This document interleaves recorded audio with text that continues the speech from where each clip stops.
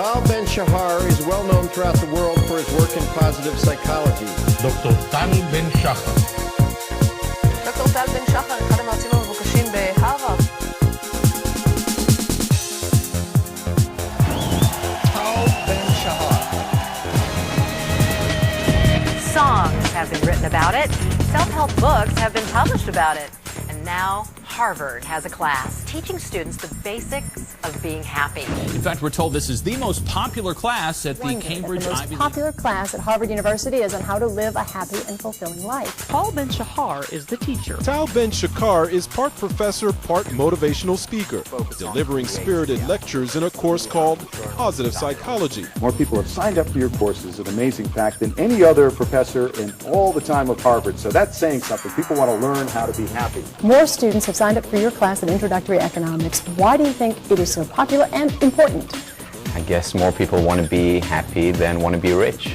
856 students pack into this theater twice a week to learn and laugh. It's happening at this most popular class here at Harvard. The goal of the class is to get kids happy, and they call it the Happy Class.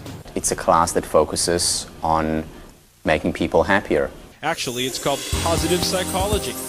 Positive psychology is the study of life flourishing, the study of happiness, the study of well-being. What positive psychology does is create a bridge between the ivory tower and the main street.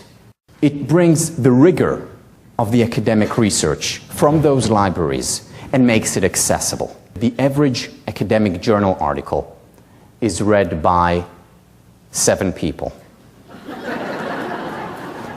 And that includes the author's mother.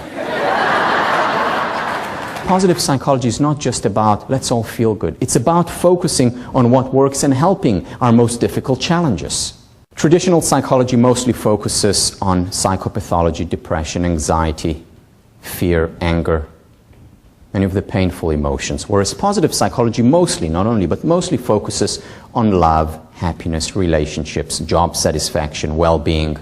Why is that important? If you look at all the misery in the world, so much unhappiness. If you can teach young people in any way how to be happy, then I think we have a duty to do so. I love positive psychology and I love teaching. I can't wait to get up in the morning.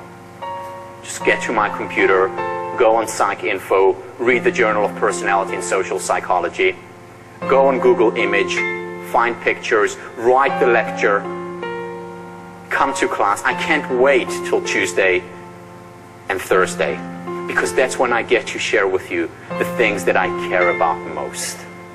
Dr. Ben Shahar tells me his great reward is teaching kids, but it's never better than 1 or 2 years down the line when he gets a call from a former student who tells him, I am happy in my life in part because of things that I learned in your class. As a group, how many of you has it changed your life? All of you say it's changed your life? Yeah. No, I spent close to 30 years of my life being successfully unhappy. There's so much pressure in our culture today to be happy, to feel good, to put on a smile. So I was doing well in athletics, I was doing well socially, I was doing well in school, and yet I was not happy. We need to accept ourselves, to give ourselves permission to be human. You know, we think, well, something wrong with me if I'm unhappy, if I'm sad. Well, there's something wrong with me if I'm not sad or unhappy at times. For every 1 article on happiness, there are 21 articles on depression. Now, positive psychology is not saying, you know, let's reverse that ratio. What it is saying, though, is let's shift the pendulum. Let's also focus on what works. Even in difficult circumstances, there's always something that works. How can you learn to be happy? There are certain tips, certain ideas, certain exercises that we can do and become happier. Make a list of the things for which you're grateful and do it regularly and do it mindfully. Think about the family, the friends, the work. Simplify your life. Say no to something so that you can say yes to yourself. Breathe. Breathe deeply. You know, we're in such a hurry, we don't have time to take deep breath. What went well today? What's your favorite movie? What do you recommend? Exercise. Physical exercise has a very powerful effect on our well-being. Ask, what is most meaningful to me in the world? What do I enjoy most? What am I good at? And then answering these questions, finding the overlap among meaning, pleasure, and strength. So let's do an exercise. How many geometric shapes can you count on the next screen? All right, any offers? 35, 45, 45, 50. Do I hear a 55? 8, 7. I have no idea how many geometric shapes there are. Sorry. I have another question for you. What time was it on the clock in the picture? 1, 2, 3, 4, 5, 6, 7. That's exactly 1% of the people here. What happened? You didn't focus on it. Through the question, I focused you on something entirely different. Another part of reality. You know, the million-dollar question in the ultimate currency is, how do we attain, how do we enjoy lasting change? There are very few interventions that actually work. Mindfulness meditation does. Why is it so effective? Because it focuses on the ABC of change. Effective, behavioral, and cognitive. So I'd like you to draw here, if you can. You ready for this? A circle. That's amazing, I must say. And if you could draw that circle as you drew it when you were 3 years old. Draw a circle as you think you drew it when you were 1 year old. Could you have gotten to this stage, to drawing such beautiful circular circles, without having drawn hundreds and thousands of such failures? No way. Learn to fail or fail to learn. Who has ever gotten a job and said, okay, now I've got the job, I don't need to work anymore? Whereas in the context of relationship, it very often is the case. But in the workplace, people go in, they get a job, and they have to prove themselves. They have to work hard. They have to invest.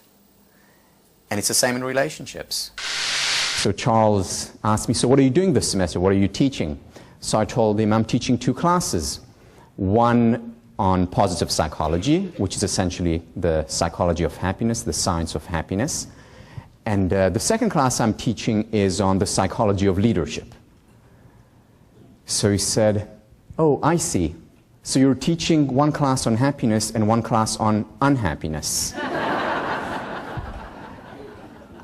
I didn't like that, actually. So what I did was created a hybrid, sort of positive psychology, positive leadership, because I think leadership can be fun. Goals can and ought to be liberating. In other words, a long-term goal liberates me to enjoy the here and now, the process. The misunderstanding of the appropriate role of goals explains partially why so many highly successful people are unhappy. Once I become famous, once I become rich, once I get this promotion, then I'll be happy. And then they get there. And what do they find out? That there is no there. Goals are means. Present experiences are ends. The thing that was most important about this class was the idea that you can really create your own happiness. But you can always improve your life and make yourself better off and look back and say that I've made progress from where I was before. Learning about how laughter and gratitude really do a positive effect on people. The ability to enjoy the here and now. If you want to be happy, you have to start now. You have to start today. So with the 3-question method, I've been able to do activities that I enjoy. It doesn't matter where I am, as long as I'm thinking the right way, I can make myself happy. So Tal, thank you. Thank you. I want to thank you. Each and every one of you is a wonder. Each and every one of you is an entire world in the making.